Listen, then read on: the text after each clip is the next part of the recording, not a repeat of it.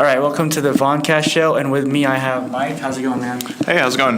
Pretty good. So today we're going to talk about net neutrality and cryptocurrency. So if you haven't heard, net neutrality is it's trying to be repealed, right? Yeah. So there's actually a bill in process right now. It's going to go to the House and the Senate.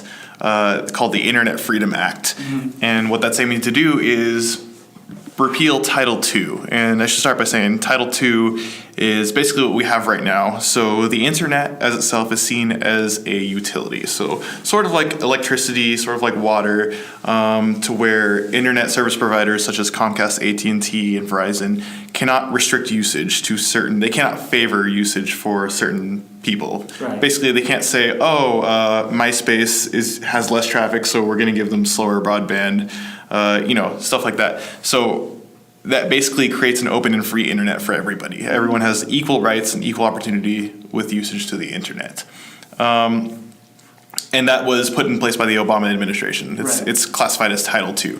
And this bill that's coming up, the Internet Freedom Act, which don't let the name fool you. Ironic. It's ironic, yeah. Very because ironic. it's totally the opposite. It's trying to repeal that and make the internet basically open to internet service providers to restrict and to constrain and pretty much actually legally censor certain websites and certain content that they don't believe is right, which is just awful. It's similar to what we see in China or North Korea even, just places where they heavily restrict the internet. Right. So that's basically what's happening. And if it gets signed into law, then you can assume that Verizon, AT&T, and Comcast will be the owners of the internet because they're the three major players.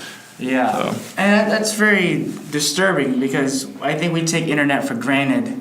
You'd always assume internet's always free. Yeah.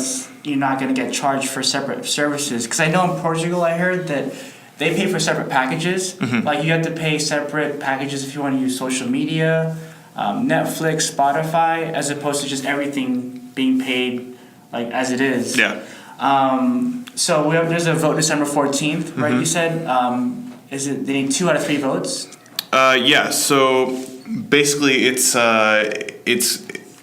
is a Republican bill. This was introduced by the Republicans, and as you know, the Republicans currently control the House and the Senate, and the executive really too. So people are expecting this to pass. Ajit Pai, who is the FCC chairman, who is also a Republican, has already started talking about how he's going to implement this when it passes. So he's very confident, as well as most people are confident, that it is going to pass, which is honestly terrifying. It scares me because this is going to change a lot of things. And what's upsetting too is that a lot of people are very unaware about it. Yeah, you don't hear much about it in the news. Yeah. I mean, right now the holidays are about to kick in. I hear more about the tax plan that went through. But internet, I mean, sure, it's just online.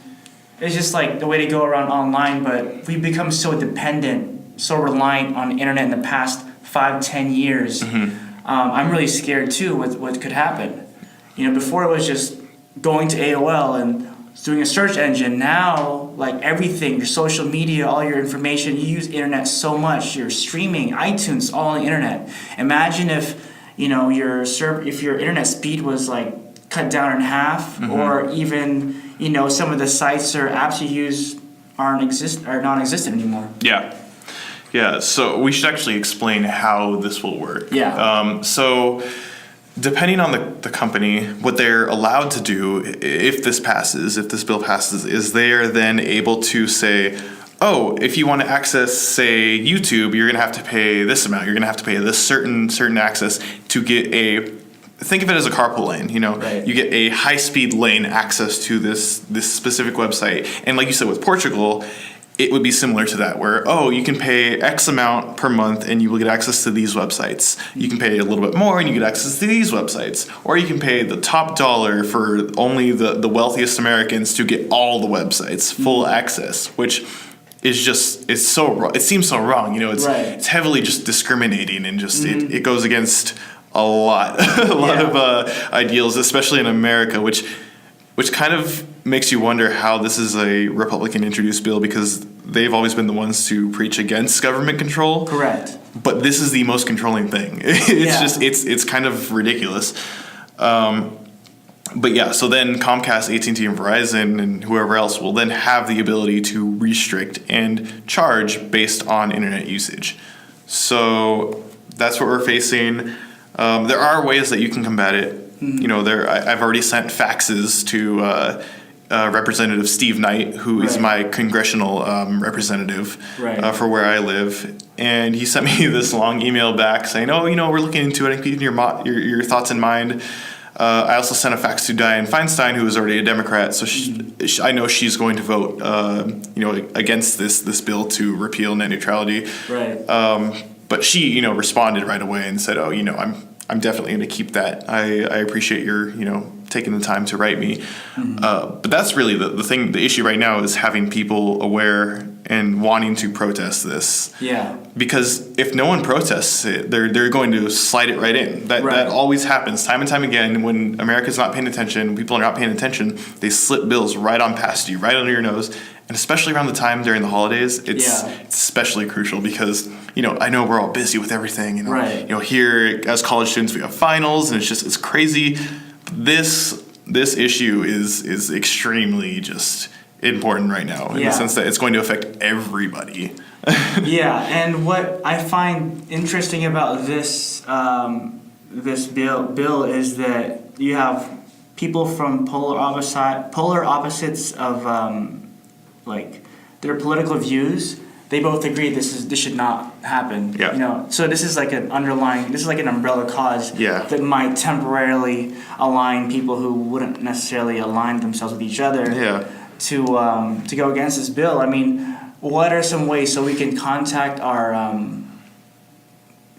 local government? Yeah, our local representatives, and you can tell them, hey, I want the internet to stay open and free for everyone. I want it to stay equal. Do not vote for this. Do not vote to repeal net neutrality, because you can honestly.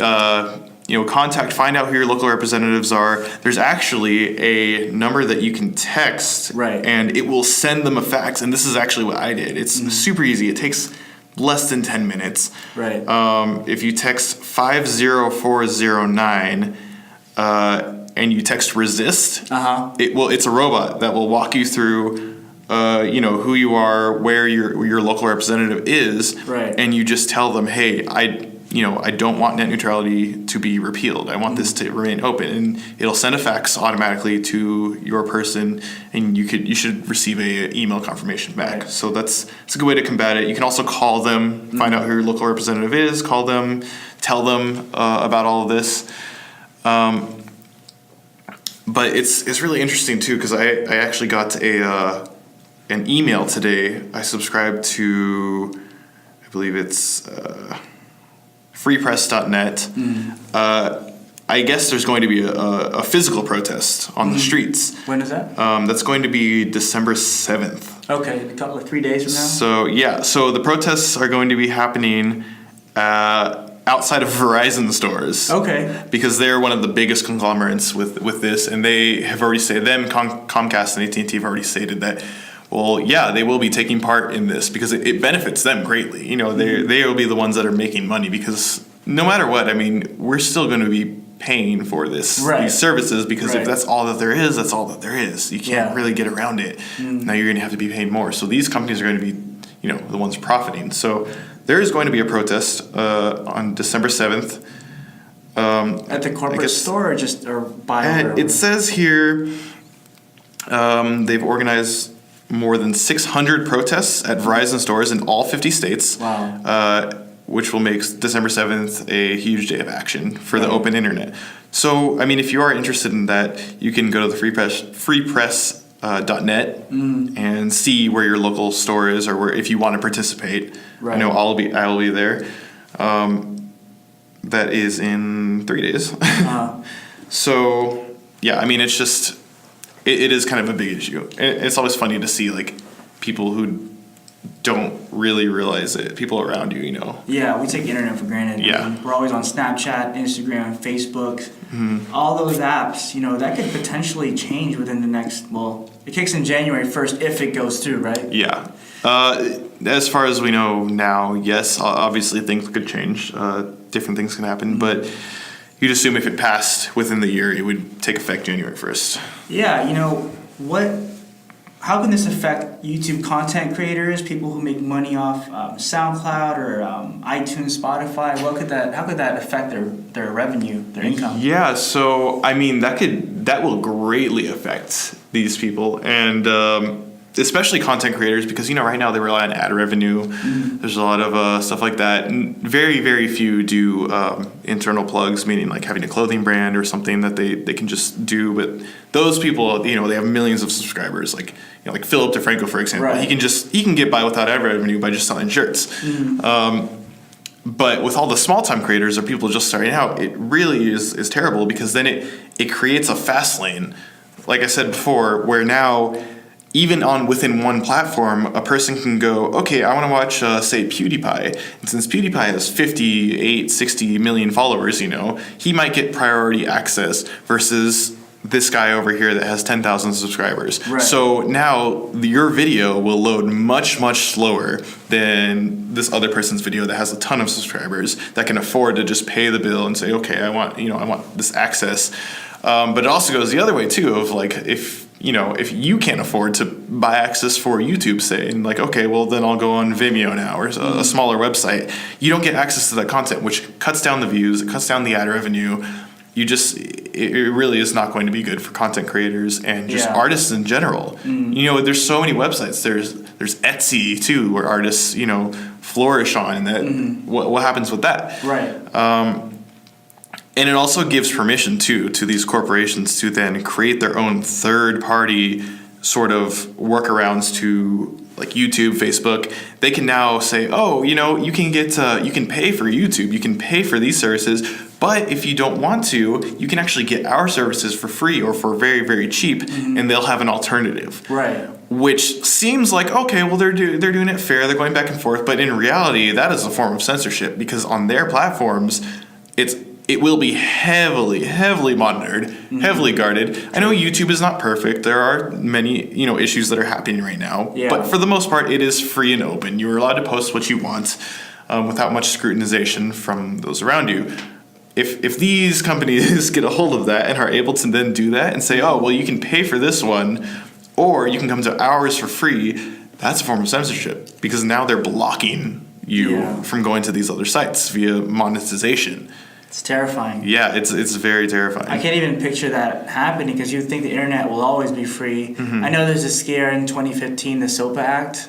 Oh yeah, SOPA. There was that scare, but we still had internet. Yeah, SOPA and PIPA too was another one. Yeah, now it's just it's scary, because it's coming up. It's in about a couple weeks. Mm-hmm. January 1st is right around the corner as well. So I'm also very curious to see how that plays out.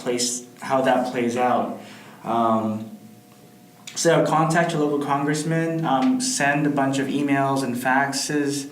Hopefully that helps. And the protest, if you're willing to go to those, I imagine it'll be a big protest. I could see it possibly even getting violent, because this is the internet, and you don't want to email. I mean, like, people get upset over, like, when your internet speed is slow temporarily, when your internet's down. Imagine if, like, this is actually implemented. People will get very upset. I know it seems very trivial, very first world problem kind of thing, but people get really upset about that. Oh, absolutely. Yeah. Well, imagine if it's not just that, but if you go to, say, yahoo.com, everything loads perfectly fine, and then you want to go check your Facebook and it just slows down. Oh my God. It's literally picking and choosing what websites you can and cannot access via favoriting them, which I don't know how that's much different than just plain out discrimination against you're taking certain things, certain organizations, certain people, and saying, no, you can't go there, but you can come over here and do this just fine. I don't understand how this is being allowed. I mean, obviously, well, I don't want to say I don't know how, because there are lobbyists which have definitely contributed to certain Republicans' campaigns, campaign donations. Comcast, AT&T, and Verizon have all paid out heavy amounts to many people in Congress. You should definitely research that and look it up. I don't know the exact numbers, but there have been, I'm doing air quotes here, donations made to certain people's campaigns, which that's just so shady. Yeah. I mean, it's basically paying them for their votes. I can't say that because, slander and libel and all that, But you just got to look at it. You got to draw the lines, connect the dots. It's a very scary time that we have here right now. Yeah. So I'm pretty sure there's going to be a lot of resistance. So let's say there's a motion in court, say you want to have net neutrality back on again. Can you talk to us about the process, how long that would take? Yeah, so assuming this bill would pass, it would take about a minimum of 2 years before anything can actually be done about it. Mm-hmm. So because the House and the Senate are both Republican controlled now, and this is a Republican bill, you would have to first combat the bill, right? You have to bring up something saying why it's bad and contest it, and you'd also have to get the votes to contest it. Now, the next election is not till next year, so that's at least a full year of net neutrality being dead before even the next people get elected. And then on top of that, you have to introduce the bill, you have to go through all the bureaucratic system to get it implemented, and then have another vote. So that's about 2 years. Which a lot can happen in 2 years. Oh, yeah. And that's assuming that we even get, Democratic representatives in Congress. Mm-hmm. We don't know unless there's a special election when people can get switched out, which is extremely rare. We're going to have to wait on it, which means this censorship will persist for 2 years at least. Right. Maybe even longer than that, maybe 4 years, maybe 8 years, who knows? Yeah, so I guess would you recommend getting like VPNs and all that stuff? Yeah. You should definitely look into getting a VPN. VPN is a virtual private network, and what that does is it hides your IP address. So every computer, every home network has what's called an IP address, and that is a unique code that attaches to your computer, so you can internet service providers can see what you're doing, where you are. So right now, AT&T, Verizon, Comcast can all see what you access online. And no, a incognito tab does not help. I have to ask that. Help. That all that does is stop your browser from saving the information. Which that's the browsers are the least people you have to worry about. Firefox and Chrome. That's the least you have to worry about. AT&T, Verizon, and Comcast are your internet service providers. An IP address is a unique address to your computer, so that shows them where everything you're going to, every website you visited, how long you've been there, what you've clicked on, blah blah blah. Right. A VPN scatters that information, so it actually encrypts where you're going. It hides your IP address, so it may look like you're coming from Germany, or you're in Sweden, or somewhere on the other side of the world, or even somewhere local if you want. You can actually choose with a lot of these where you want to be located. So I highly recommend, especially if net neutrality gets overturned and repealed, I would highly suggest getting a virtual private network, because that, at the very least, that will help you with privatized browsing. Because another piece of this too that could possibly come with this bill is internet service providers being allowed to record and sell your internet history. Right. So, and I know that's terrifying to a lot of people. A lot of people are going, what? But they would be able to legally allowed to record your internet history and sell it to advertisers or anyone who wants to buy it, really. That's really scary. It's very scary. Yeah, it's very scary. So a virtual private network does protect against that. A VPN will scatter your data, so they won't be able to see where you're going, but they can still implement the fast lanes. They can still implement, okay, well, you're going to slow down here and here and here, because that's based on what you're purchasing. Right. So yeah, just be aware of that all of your entire internet history is on the verge of being leaked to basically the public. Yeah, so clearing your browser, I guess, won't do much. It won't. Only like the surface level, very surface level. Very scary thought. So hopefully that doesn't pass. Let's talk about our next topic, which I got very fascinated about a couple of days. I met up with Mike maybe a few days ago. It's cryptocurrency, AKA, people know it synonymously with Bitcoin. There's a stigma towards Bitcoin and digital currency. It's Silk Road, buying drugs, getting guns, getting hitmen. What can you tell us about cryptocurrency? So, cryptocurrency is a decentralized currency. And what that means is that it's not owned or governed by anybody. Right. Nobody can have a say on, this is how we're going to do things. This is how we're going to go with it. So, such as like sort of how banks are right now. You know, banks are part of companies which are governed by people. They have a say in what's determined. Cryptocurrency is completely decentralized.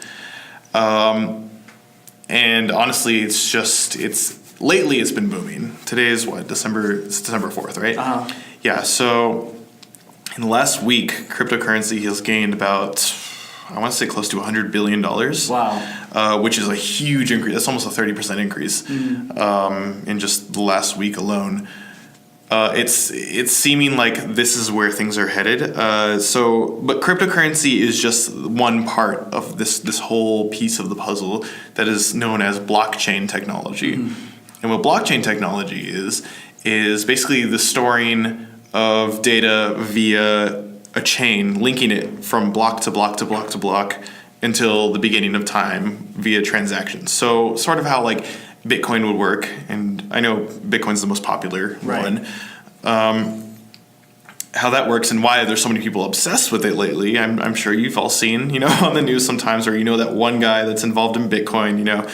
How it works is each transaction is in a way linked to the last transaction over and over and over again via the blockchain. And how that works is every time you make a transaction and you send it from point A to point B, it has to be confirmed by multiple other places across the world. It doesn't matter where, just all over the world, by another peer, another computer who's also doing cryptocurrency. So what that does is it creates this sort of system of trust where you don't actually need to trust somebody physically. It just does it for you. And it's kind of hard to grasp. There's a lot to it. I'm kind of simplifying here. But basically, it's sort of like the internet, how the internet is now, where nobody really owns it or controls it, but everyone has access to it. It's sort of like a blanket around the earth. That's what blockchain is, and that's what it's going to be. It's just another world connector, or a type of I don't want to say consciousness, but a type of entity that the entire world will be using. Which makes it so special. It's not anything like, because right now we have a system that each individual country has their own governing, has their own currency, has their own system of doing things monetarily. And the reason why blockchain has been succeeding so greatly recently is because this eliminates all borders. There's no such thing as the US dollar to the Japanese yen to the whatever, It's all one currency. And I know I don't want to say one world currency because I know there's a lot of conspiracy around that. And the thing is, it is mildly prophetic. There are some pieces of this that, you go, oh, wait, that sounds like something in the Bible, or that sounds like something over here with Nostradamus, or whatever. But that's what this is doing, is eliminating all borders. So now you can send money from here to South Korea in a matter of seconds. And with very little fees, and pretty much instantly. So that right there cuts out so much of everything that we've been doing for years. The banking system, Western Union, money transfers, PayPal even. That's all gone with blockchain technology, because it's instant. It's on the internet. So that's basically what cryptocurrency is in a nutshell. That's and blockchain technology. There's much more to it. I highly encourage anyone to go and research what blockchain is, because it is definitely something that is going to take over most every market in society. Everything from money to trading to real estate to legal services. Like it's all going to be flipped upside down in essence because of this technology. So so my question to you a few days ago was, how does one get cryptocurrency? I mean, I heard it's mined. I think. Can you give us a very basic explanation of how that works? Yeah. So basically, what mining is, mining. A lot of people have always asked me how is Bitcoin made, or how are cryptocurrencies made? What do they just make them? What's really interesting is that if you relate this to how the dollars are printed, U.S. dollars, let's say. US dollars are printed by the Federal Reserve and then distributed, which causes inflation. And it causes the value of the dollar to become weaker for every dollar that is printed. What makes Bitcoin or cryptocurrency in general stand out is that these coins are not really printed out of nowhere. They're actually have some sort of value behind them. That's another question is people say, well, what's the value of Bitcoin? How does it hold its value? Mm-hmm. Well, you have what's called mining. And mining is the use of your computer, your processing power, to solve transactions and to solve basically mathematical problems, which then mine the block, which, as I was saying, blockchain, it's a set of transactions. So you have miners all over the world, and these are also people who check the transactions to make sure that they're all legit. When your transaction gets mined, you create a piece of Bitcoin. A piece of Bitcoin gets released into the general pool of cryptocurrency. So Bitcoin, for example, there are a maximum of 21 million Bitcoins that can ever be created, that will ever be mined. Right now we have around, I think it's almost 17 million, maybe around 16 something. But for every block that is mined, there are X amount of Bitcoins that pop out of it and are distributed among the miners. So that's what miners receive as compensation for using their power, their computing power, to solve these transactions. So the value of Bitcoin is backed up. It's backed up by electricity and processing power. And I know it seems a little hard to grasp, but there is actually a value behind it based on, well, when you get down to it, it's based on electricity. It just depends on power. So that's why right now there's a lot of certain types of processors that have been sold out because they're the most efficient electricity-wise. Or, you see these mining farms in China or in, the Midwest or just different places across the world that are huge server farms that are just constantly mining this Bitcoin or any coin for that matter. But that's how Bitcoin gets its value, along also with supply and demand. So, of course, people now are hopping on this Bitcoin train of going, oh, I should buy this. And the value, of course, is increasing because there's a finite supply. But that's also what sets it out apart from the traditional dollar or the traditional just currency is that there is a finite supply. So after 21 million Bitcoin, there will be none left, which means it's all supply and demand at that point. It's the price really is exponential. The growth is exponential. Like you really have no idea. It's all how much people are willing to put into it. So because the system works the way it does with blockchain, and you can send and receive no limits with very small fees, it's almost like it's a whole new system of banking that in most ways it is better than the current system that we have now. Right. Because you're able to do this, because there's so much freedom, and because the transactions are anonymous too. Right. It's basically digital cash. You just give to someone, take it. A lot of people call it digital gold too, because it's similar to that. You're mining too. It's similar, yeah, and you're also mining as well. Yeah. The only reason I would not call it digital gold though, or like gold, is because gold. We don't know how much gold there is in the earth. Like we could find out a gold mine tomorrow, and it would fluctuate the price greatly. Bitcoin, we know exactly how much, or any cryptocurrency, we know exactly how much coins there are and how much are going to be created and when they're going to be created. Right. We know the last Bitcoin will be mined in the year 2140, which, if you look at the graph for how that's going to grow, that is, since it is the first one, it's not absolutely perfect. However, the technology behind it is sound. It is sound in the sense that it can never be hacked. It's totally safe for your funds. It's at least safer than a bank. Right. It is volatile, however, because it is heavily based on user interaction. So, of course, if everyone decides to sell at one point, you are going to lose money. Right. But that is human interaction. As far as the mathematics behind it, it's definitely perfect. So that is how Bitcoin gets its value. So what are the pros and cons of cryptocurrency? Okay. What are some of the pros?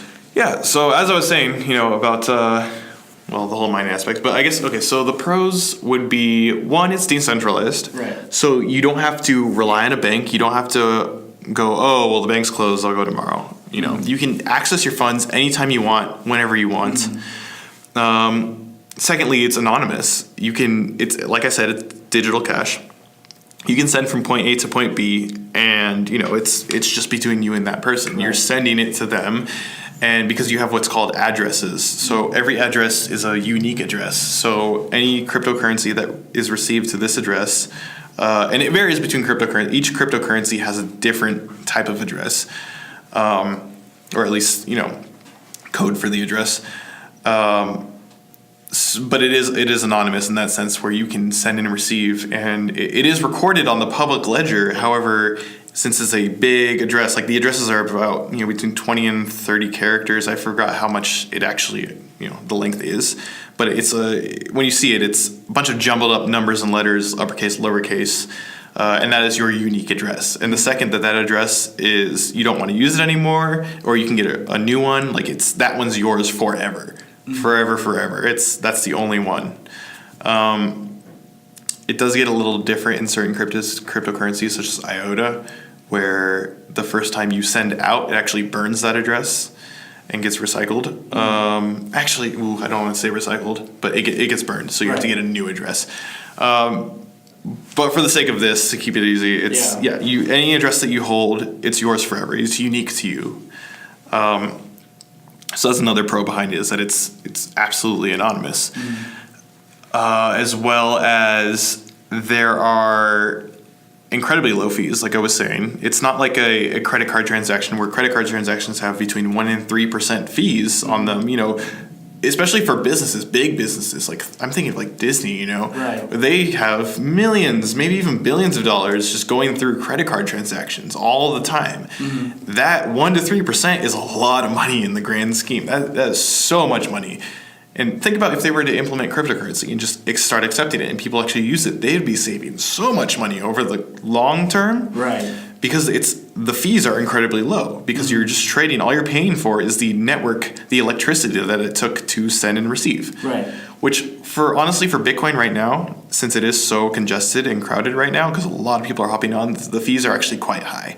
Right. It's around, I want to say $10 right now, which is kind of crazy. But if you look into the other cryptocurrencies, such as Litecoin or Vertcoin is one that I'm like extremely going forward on and really like, because it's way quicker. The fees are incredibly low. I'm talking under 1 penny to send as much money as you want. You can send $10, you can send $10,000, and the fee is going to be relatively the same. Those are huge pros also. As well as the cons, there are some cons, of course, like with anything, there are cons, but the difference is here with cryptocurrency, most of those cons are purely user-based. So I will admit, cryptocurrency at first it's hard to grasp. Yes, definitely. Looking at blockchain technology, it does take a lot of work and a lot of looking into things and researching to know what you're doing.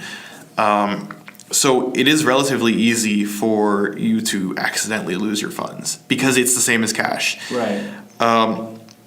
If you're never taught, put your cash in your wallet, and you just go run around having it, or put it in a bag with the $sign on it, like someone's gonna take it. Someone could take it. It's sort of similar with cryptocurrency. The only difference is with cryptocurrency, your wallet, you have a private key, which is basically your bank account number and your PIN. It's how you get access to your wallet, to your funds. So if you're just throwing that around, or if you use it in public and someone captures it, they have access to your money. So that's where a lot of the user responsibility comes in. So this is, I guess, a drawback to it would be, it's not like a bank, where a bank, has your money stored and everything. It's more of, like I said, cash. It's all on you. You're the one in charge of it. You're the one holding it. There's no backup if you lose it, which is a good thing and a bad thing depending on who you are as an individual. If you're, careless and you just don't watch after any of your stuff, or you leave your private keys laying around, you're at high risk there. But if you can realize that this is your money, this is something that you're going to have, and keep it safe, then it is way more secure than a bank. What do you mean by leaving your keys out? What does that mean?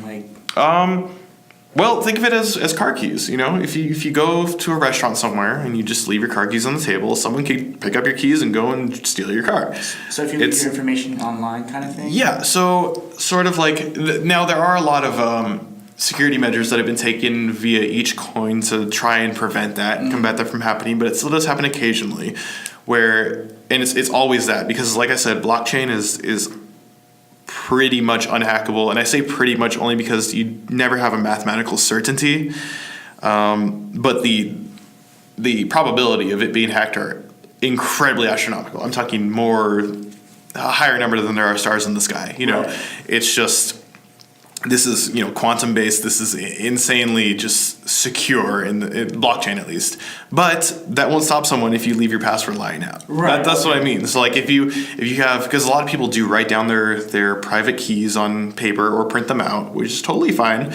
But if you lose that paper or if someone finds it, that's all of your money just out there that someone can just enter in online, and then boom, they have access to your funds. So that's where the user responsibility comes in. Okay. So you have to be responsible with it. You can't just, and that's fine. There are tons of new people. I think it's about 100,000 per day that are now signing up for Coinbase, which Coinbase is the way to start cryptocurrency. It's the user-friendly way to buy and sell Bitcoin and Litecoin and Ethereum.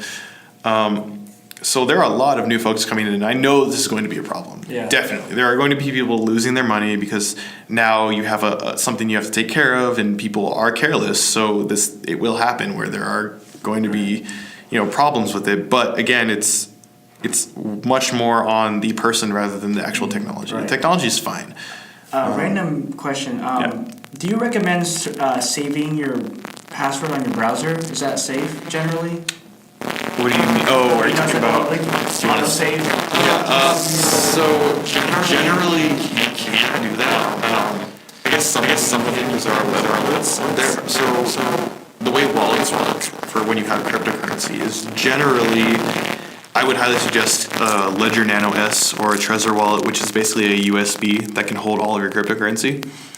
Because that way it's offline. Right. That's called cold storage. Mm-hmm. That is when you take all of your cryptocurrency and put it offline. Then you wouldn't have to worry about your browser or anything. However, there are web browsers such as I have a coin called Arc, and there's something called the Arc Lite wallet, which is on browser, and that is the one that I use right now.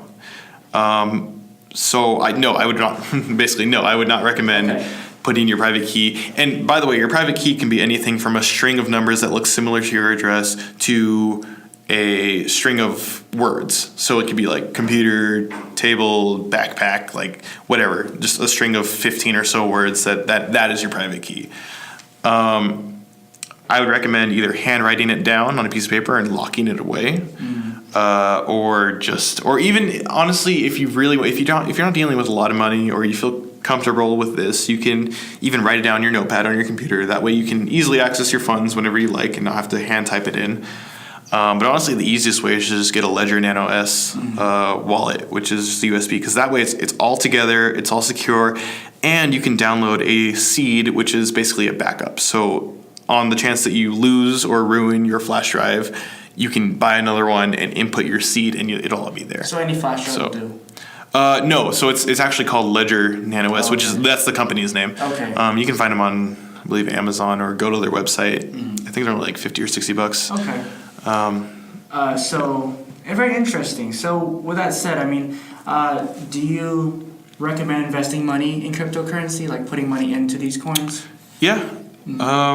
Also, I want to make a disclaimer that it's not, you don't always have to buy one whole coin, right? That's what I thought. Yeah. So, a lot of people, when you say, "Oh, Bitcoin's $11,000," they go, "What? I can't buy a Bitcoin. That's way too much." But that's kind of missing the point. This is so different from dollars and cents. It's not, "Oh, I can buy a whole dollar." This is because the way cryptocurrency is, and because there's different cryptocurrencies, they all have their own different measurements. Right. So Bitcoin, one Bitcoin equals $11,000 right now, which seems like a lot. In reality, you can buy 0.00325 Bitcoin, and that is X amount of dollars. Right. So it's just a new system of weighing out, how much money is there, really. You can definitely buy pieces. It's because I know a lot of people go, "Oh, well, I want a lot of coins," but the thing is that type of thinking doesn't really make sense because different coins have different circulating supplies, different values. Yeah. So, for example, Ripple's about 26, 27 cents each right now, and there are billions of coins floating around of Ripple. So versus Bitcoin has around 16 or 17 million. So of course the value is going to be lower because it's supply and demand. Right. So don't try to, if you're new to cryptocurrency, don't try to focus on, well, I want a full coin, so I'm going to get this coin instead. Don't, because that's dangerous thinking. You have to focus on the technology behind it. Right. If you feel secure with the coin, if you like the team, then of course, invest in it. And also, I wouldn't say, I did something really dumb with my purchasing cryptocurrency when I really got into it. I'm not even going to say it because I don't want to encourage anybody, but don't invest more than you can afford to lose, basically.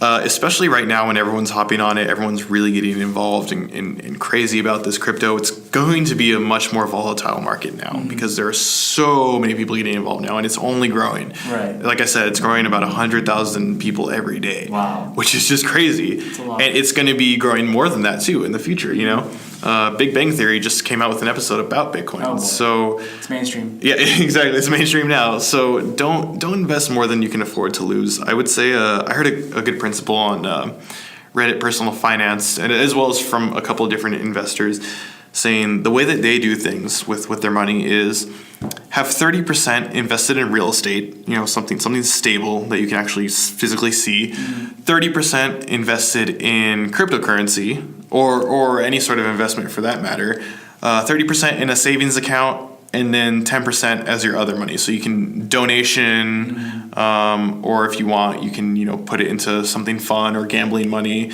I would honestly suggest donation for the last 10% because if you're getting to the point where you're making a lot of money within crypto or with any investment, you're gonna have to pay taxes, property tax, which is also a big thing that cryptocurrency investors are dealing with right now. But yeah, that's the 30-30-30-10 principle of just diversifying. As well as in cryptocurrency too, you want to diversify. You don't just want to buy, I just want Bitcoin because that's the name. Right. Diversify into Vertcoin or Litecoin or Arc or Neo. All these ones that you've probably never heard of. Not Dogecoin, right? Not Dogecoin. Dogecoin's that's funny because that was like one of the first joke coins. I think it was the first joke coin. It's not. I'm not saying it's a funny. Trash coin, right, but I mean, it's funny. It's a funny coin. Yeah. I honestly think it deserves its spot where it is. It's worth hundreds of millions of dollars. Yeah. But they sponsored NASCAR. For goodness sake, they bought a NASCAR. That's pretty cool. Car. Can you imagine just being able to buy groceries with Dogecoin in the future? Oh my gosh, I don't even want to think about it. The future is honestly probably going to be Litecoin and Vertcoin. I honestly don't even see Bitcoin being around in the far future. Yeah, because the technology it's from 2008. Right. Or sorry, 2009. It hasn't been updated or anything? Well, that's the thing with blockchain. The only way you can update is if you fork the coin, which we've seen with Bitcoin Gold, Bitcoin Cash. Okay, so when a fork happens, basically what happens is it splits into two. So we saw this recently with Bitcoin Gold and Bitcoin Cash.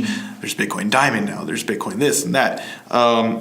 What happens is some of the developers disagree with where things are headed, so they want to start their own coin, or even third parties want to start their own coin on the Bitcoin off of Bitcoin Core, which is the original Bitcoin. So they'll fork it, and that happened with Bitcoin Cash. And what that did is it duplicated an even number of Bitcoin into Bitcoin Cash. So if you had one full Bitcoin, you would now receive one full Bitcoin Cash coin, which you could then sell. And a lot of people, honestly, and I know there's no such thing as free money, but a lot of people cashed out immediately and got free money. It was kind of funny because a lot of people were expecting the value of Bitcoin to just crash, but actually the opposite happened when it forked. When it forked is Bitcoin shot up in value. So in essence, a lot of people did get free money because they just cashed out their Bitcoin Cash. So that's basically what a fork is when that happens. So let's say, okay, we want to invest some of our money into cryptocurrency. How do we go about doing that? So it's pretty easy. There's Coinbase, there's Gemini, there's a few different trading platforms. Depending on where you're listening from in the world, you have to check and see which ones will allow you to invest in it. But in the United States, Coinbase is the main one. You can go there. It's pretty easy. There are some issues with Coinbase. The thing is, because cryptocurrency is so new, there are lots of bugs being worked out with the third parties. I'm talking about the people that own the companies behind it. So, like I said, no one owns Bitcoin, like the company. There's no company called Bitcoin. However, Coinbase is a company that is owned by people. It's governed just like a regular corporation, so there are going to be issues. That being said, Coinbase I've found has been the easiest to use, most user-friendly, as well as the cheapest, so via fee. And, I could be wrong now. There could be other ones. I'm sure people will comment and be like, oh, well, what about this one? Right. Of course, there's lots of exchanges. However, I've been using Coinbase this whole time. Gemini a little bit. Gemini was actually started by the Winklevoss twins of Facebook. Okay. So, you can check out that one too. I believe it's actually, if I'm not mistaken, related to Coinbase. Maybe I may be wrong on that one.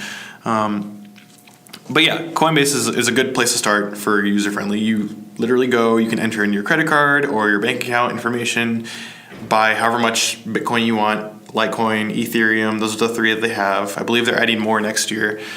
But yeah, it's pretty user-friendly. Just keep in mind, once you get to a certain point for purchasing or for even selling too, because Coinbase you can sell and sell it for cash directly into your bank account. When you reach a certain point, they will ask you for identity information for tax purposes. So, Uncle Sam's going to come collect, which you shouldn't be surprised about that if you made some gains. You will have to then enter in your social security number and your identity and all of this for tax purposes. Now, you can find other places that you can try to cash out from, but pretty much all of them are going to ask the same thing. They want you to take a selfie with your ID, enter in your social, just so they can send it to the IRS, which makes sense because they don't want to get screwed. You don't want to get screwed and have, get audited or anything. That's the last thing you want. Right.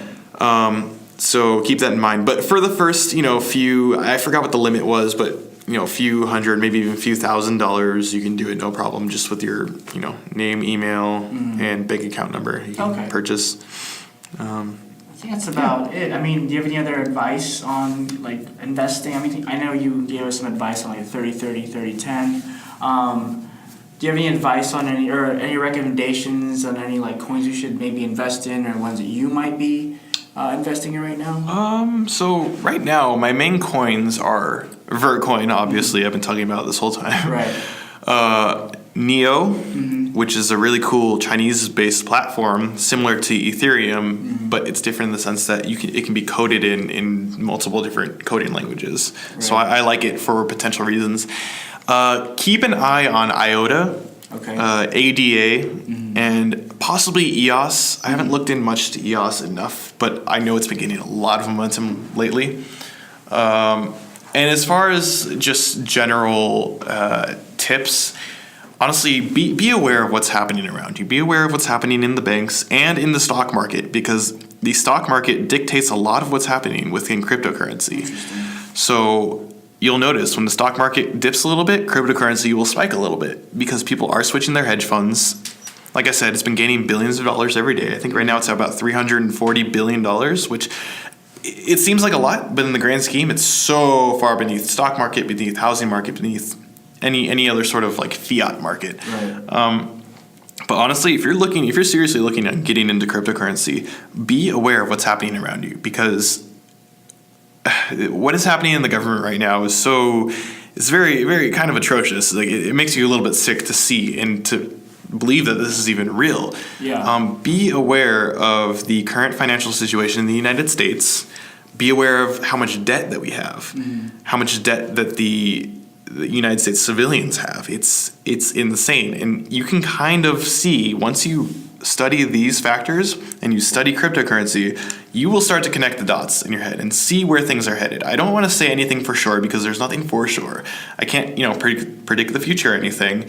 However, you really, really, really must be aware of what's happening, because you can draw a conclusion that will seem pretty sound on what the future is going to look like and I'm talking within the next 3 to 5 years. Right. Things are going to be vastly different from what they are now, financially speaking. Right. So that's pretty much it. Just, do your research. If you're thinking about investing in any coins, make sure you thoroughly research them. Don't just listen to some random person on Reddit or on 4chan that's saying, buy this coin, it's really, really good. You get multiple sources. Do your research, look at the company, look at the team behind the company, look at their LinkedIn pages, look at Bitcoin Talk, Telegram, Discord, any of their sources that they have listed on their website, look at all those, and then look at the outside, look at what other people are saying, and then from there draw your own conclusion, because you are your own person. Cool. Well, I think that wraps it up pretty much. Thank you so much for being on the show. Yeah, definitely. Appreciate it. Do you have any social media we can find you on, or your podcast? Yes, actually. Yes. So I do have a Snapchat. It's ApeFace11100. Right. It's spelled APEFACE. It's a nickname my sisters gave to me when I was 7. But I do a lot of cryptocurrency talks on there. I talk about my favorite new markets or whatever, as well as cooking videos. Awesome. So if you like those, and I also do have my own cryptocurrency podcast. Okay. A friend of mine and I have a podcast called The Crypto Couple. You can find that on YouTube. There are 2 of them actually. Awesome. But we're the ones with the I guess the logo is, you'll see there's like Bitcoin has arms on it, like reaching up towards the sky on a mountain. So that's our podcast we have on YouTube. But yeah, that's pretty much all the social media I have. I don't really follow. I do have a Twitter. Actually, you know what? I do have a Twitter. Yeah. Heck, why not? Yeah. I've recently just gotten into Twitter, and also Twitter is a great source for information. Like you see, my whole home feed is just. So my Twitter is ApeFace Official. At ApeFace Official. All right. So, well, thank you so much, Mike. I appreciate it. I hope that was very informative for the listeners. Going back to net neutrality, please call your congressman. Please send faxes, emails if you want. Protest December 7th. I think it's outside Verizon stores. With that said, have a good one.